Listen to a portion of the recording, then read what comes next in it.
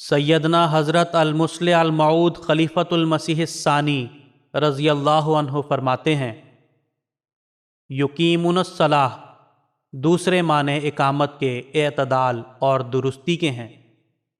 इन मानों की रूह से युकीमुनस सलाता के ये माने हैं कि मुत्तकी नमाज को उसकी ज़ाहिरी शराइत के मुताबिक अदा करते हैं और उसके लिए जो कवायद मुकर्रर किए गए हैं उनको तोड़ते नहीं। मसलन तंदुरुस्ती में या पानी की मौजूदगी में वज़ू करके नमाज पढ़ते हैं और वज़ू भी ठीक तरह उन शराइत के मुताबिक अदा करते हैं जो उसके लिए शरीयत ने मुकर्रर की हैं।